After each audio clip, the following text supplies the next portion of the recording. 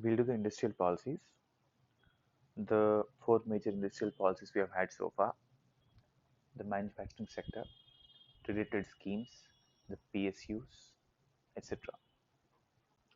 First, the first industrial policy was in 1948. It's known as Industrial Policy Resolution 1948. We know we inherited a completely deindustrialized nation.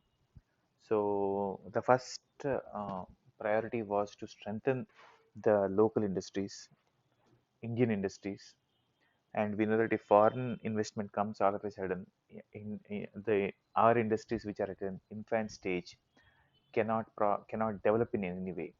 So there was this argument known as infant industry argument. So we restricted our foreign investment and encouraged small scale industries in the beginning. So this was only for a brief period of time. Then based on this we had our first 5-year plan. Then we had second industrial policy known as Industrial Policy Resolution 1956. It is considered one of the most important industrial policies of India. It's also known as the Economic Constitution of India because it laid the framework for the entire pre-reform era. So it gave the basic direction to our second 5-year plan where we prioritized industries all the more. So what did we say here? We said that public sector will play a dominant role in the industrialization, reaching the commanding heights of the economy. Why this happened? Because private themselves came to an understanding that we cannot invest in India as of now in the big industries. We do not have the sufficient capital. This was as decided in the Bombay plan. So they themselves said that no the government has to invest in all the major industries and give the first push. Then over a period of time, the private can bank upon these infrastructure and come up with their own. So so based on this, in this plan, we basically divided the industries into three categories based on this rationale. One, Schedule A, Schedule B, Schedule C. Schedule A is properly public sector, they are 17 in number. Schedule B is mixed, where there is participation of both, they are 12 in number. And C is all others. And in Schedule B and Schedule C, as we have said, there is a role of private. And here the private sector is regulated through a licensing policy.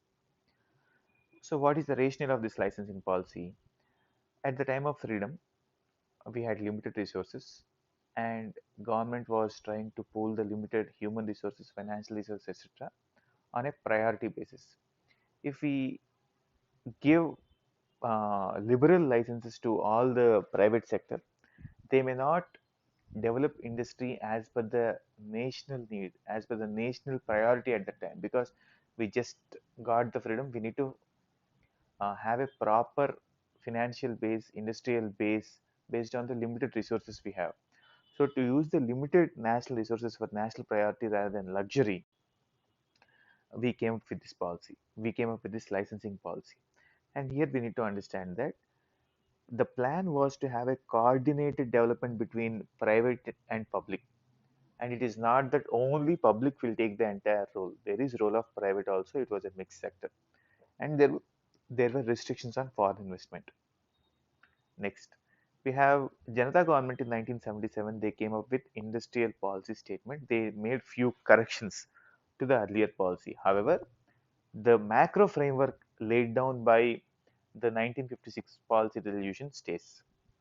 So what is the framework? Number one, they tried to decentralize the industries. So they gave priority to small scale industries and MSMEs. Next, how did they do it? They new sectors were identified, new sectors which are of less than 2 lakhs. They were given easier permissions and permits. And an FDI ceiling of 40% was made, which means FDA, there cannot be, of course, investment in a company more than 40%. However, there is a strict rule that management control should be with Indians or India. There cannot be foreign management in Indian industries. This and the present foreign managements of companies have to leave. They have to cease their management. And in this way, Coke went out and this brought a bad name to entire Indian industry. Next, Indira Gandhi government came later on and they made certain corrections to this policy. And from now on, leaving aside the earlier policy of 1977 without going for vengeance on it, they came up with a really progressive policy. And this was in industrial. This was given in Industrial Policy Statement 1980. So, what is your understanding? Their understanding is that we have got a decent base so far after almost since 1956 till 25 years. We have got a decent industrial base so far. PSUs are almost in every sector, but there is very low efficiency. They are very loss making. So why? They could go to the economic fundamentals and reason that this was because of lack of competition. So what do? Liberalize. So the first these of tranches of liberalization actually started from 1980 policy. What did they do? They began selective liberalization of industrial policy. How? First, few were delicensed. They do not need license. And the license policy was also broad-bent. What does it mean? For example, if you have a two-wheeler, then like you manufacture a particular scooter. Now you can manufacture a bike and other two-wheelers also, other kinds of bikes and two-wheelers also. So you are permitted to manufacture all types of two-wheelers. This is known as broad bending. Next, the Mrt P Act, which was brought in 1969, this was liberalized. What is this? We'll deal later. So it is Monopolies and Restrictive Trade Policies Practice Act. This was liberalized. Industrial imports were permitted as of now. There were restrictions on FDI earlier, but now we permitted imports, not FDI. Now we permitted imports, but the restriction is that they need to be industrial imports and not consumer imports. And the consequence of these is that the industrial growth improved from 5 to 7.5%, even with a very minor tranche of liberalization. So, taking lessons from this and the crisis at 1991, they came with a new industrial policy known as no, new New Industrial Policy 1991. And as of now, this is the policy that we have. So, right now, our policy is the 1991 policy, which minor twitches here and there. What is the broad idea of this policy? Number one, liberalize. How do you liberalize? Liberalization here means that the government has to reduce its regulation and give private free hands. Privatize. So you privatize means you basically increase the scope of the private industry. Globalize means you integrate your domestic markets with the global value chain. So how does this integration happen? By cutting the restrictions on labor, capital, etc. So by cutting restrictions, you create forward and backward linkages for Indian economy. Next, uh, you enhance the efficiency by greater market orientation and by providing a competitive stimulus by allowing the private. So markets were gradually exposed depending upon their preparedness. Not all markets were suddenly exposed to global value chains, however, selectively depending upon their preparedness. And importantly, they gave these a market orientation. They enhanced efficiency, providing a market orientation. One important step here was to get rid of the administrated price mechanism. So far, uh, market orientation comes when you have affordable and competitive prices and efficiency. So for what they were doing, however efficient or this the good was, they used to fix the price at a certain level. So that killed its competitiveness and market orientation. So over a period of time, they came across this. And of course, when you go for competition, automatically market orientation comes. Next, there were also certain reforms in PSUs and FDA reforms. What are the PSU and FDA reforms? These are the PSU and FDA reforms. We'll just discuss one by one. One, first thing, the FDA ceiling limit was increased from 40% to 51%. Janata government made it 40. Now this is made 51% in the high priority areas. How? So this is done to give a gradual stimulus, number one, and also management control to the private is given. So when it is 51, of course, they have the management. Next, FIPB was made FDA approval authority. Foreign Investment Promotion Board is now made as a single window FDA approval authority. So to approve what all FDAs have to come to India, they made this board. Of course, now this is abolished. FIPB had two routes. One, the automatic route, you can directly come. Next, through the FIPB channel. So you need approval route. So right now, since the FIPB has been abolished, you do not have the approval route, and 90% as of now is only the automatic route. Automatic route was earlier in this policy was allowed for the technology transfer, and especially in the areas where the royalty was okay.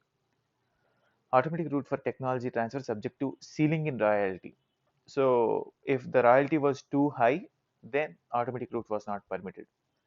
And less chance if too much royalty is depended by the patent owners. If they demand too much of royalty, they were not okay for the automatic route. Next, the phased manufacturing program was abolished. So what does this mean?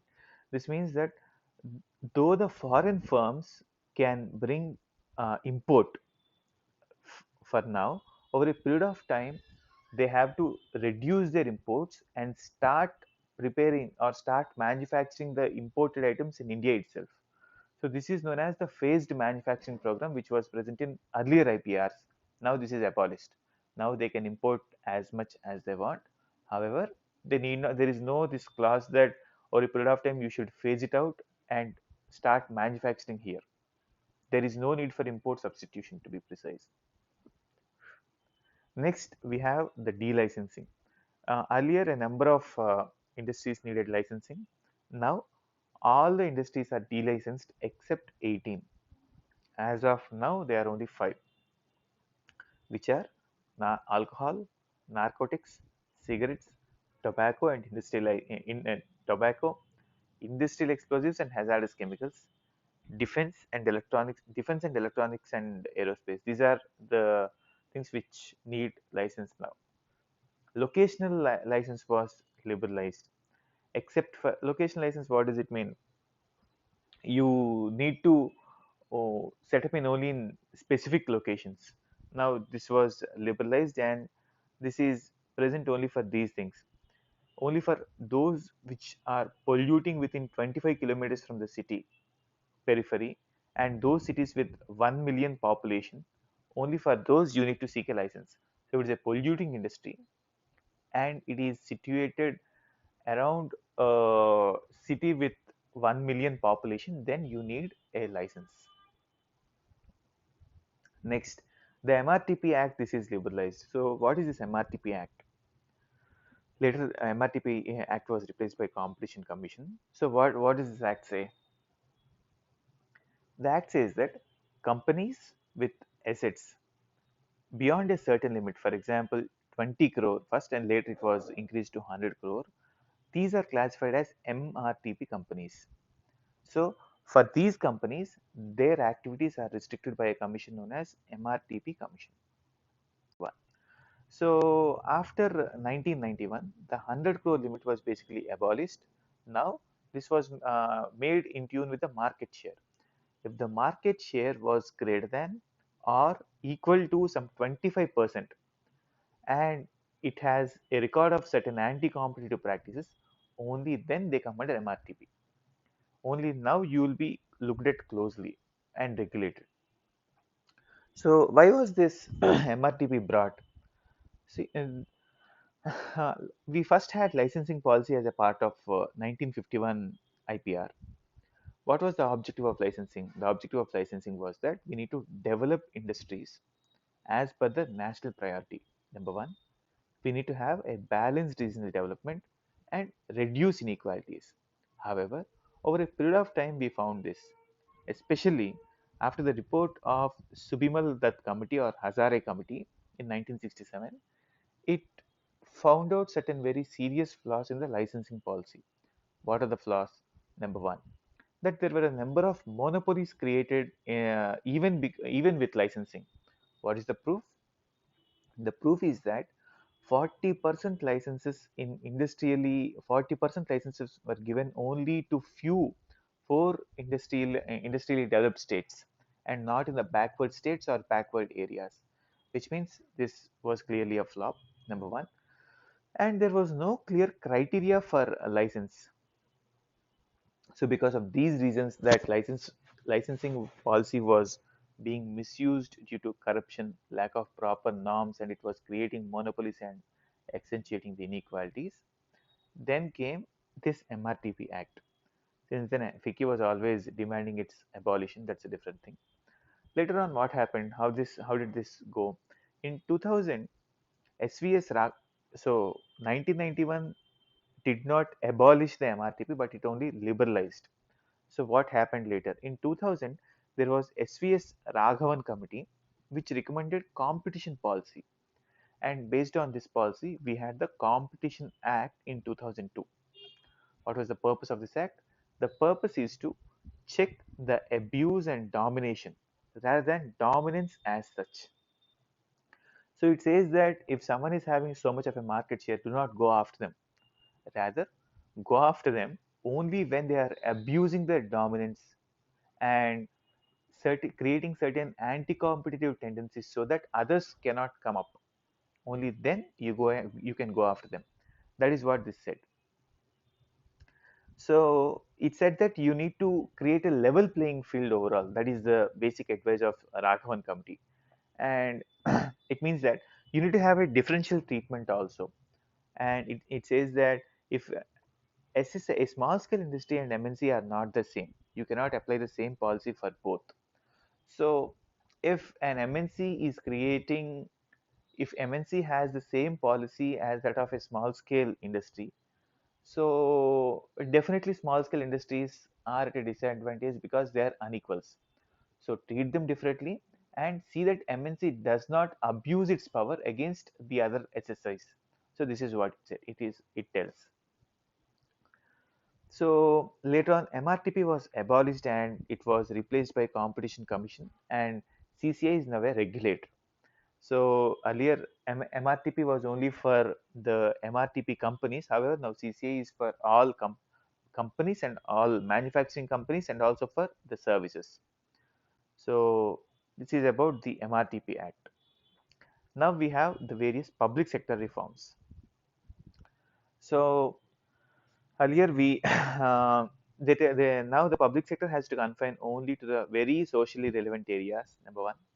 Number two, the number of public sector alone were de-reserved from 17 to 8. And in public sector, to increase competition, several measures were taken. We need to understand that de-reservation is different from de-licensing. De-reservation, we need selective license. So de-reservation. So even though the companies are de-reserved from public, for example, from we brought it from 17 to 8. So we now have 9 new de-reserved companies. Does not mean that these do not need license. They may need license, but their private can also participate now. That is meant by de-reservation. So the next we de-invested stocks in private sector, public sector units. Next we professionalize the PSU management. Now we can have private sector experts as directors. We began a huge program on reviving the sick PSUs under Board of Industrial and Financial Reconstruction, BIFR. And now we'll see all of this in the industrial sickness part. BIFR was earlier only for private companies. However, now both public and private companies come under its jurisdiction. Next, the scope of MOUs has been enhanced, and for PSUs, this is said to be the most successful PSU reform. So, what is MOU? MOU or Memorandum of Understanding is introduced under the committee Arjun Sen Gupta committee in 1987 based on its recommendations. It tells that an agreement between PSU management and the ministry has to be made, wherein the ministry gives autonomy with a certain degree of accountability to the PSU management. So it gives you autonomy. It does not mean that you are not accountable. you need to show certain profits. You need to liberalize and show certain profits. So now they gave a certain sense of flexibility to the PSUs, and they performed exceedingly well. 45 out of 100 did excellently after the MOUs. Two were poor, and PSU reforms are still a work in progress. They are still going. So this is briefly about PSU reforms. So this is broadly the overall 1991 policy: liberalize, privatize, and enhance the efficiency by reducing the promoting competition, taking away the administrated price mechanism, etc. FDI reforms, phased manufacturing policy was abolished, delicensing, locational licensing was liberalized, MRTP was liberalized, and later on we had Competition Commission, public sector reforms. These are the various reforms under 1991 Act. So what is the overall assessment? The overall assessment is that we had a mixed record with respect to manufacturing. In 80s, it was 7.5, 92 to 97, it was 7.5, 97 to 2002, it dipped to 5%. Now we have about, till 2011, it was about 8% in the industrial growth. Industrial productivity had increased and the ICOR has decreased. Next, corporate profitability increased and also the corporate income tax, of course. Next, there is a growth in the consumer goods, especially the durables and FMCG goods, and the capital goods capital goods industries decreased. This is one negative thing. How, why did the capital goods decrease? Earlier, most of the investment in the capital goods or these PSUs was coming from the public, sorry, from the government. However, this is not happening as of now. So the investment overall in the capital goods has come down. Next, growth in the registered manufacturing has increased and in the unregistered manufacturing has decreased. So what is meant by the unregistered manufacturing? These are the small companies, SSIs, MSMEs, etc. Their growth was hit because of FDA and other MNCs.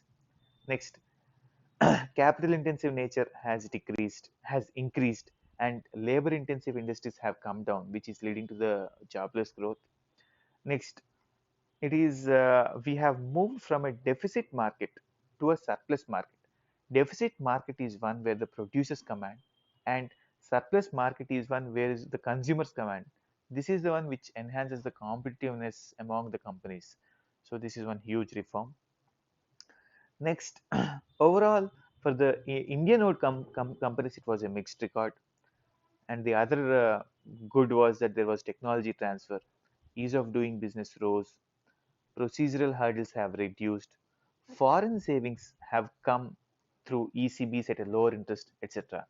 So overall, of course, except for the traditional companies, this has done good for the Indian industry. This is an assessment with respect to 1991 reforms.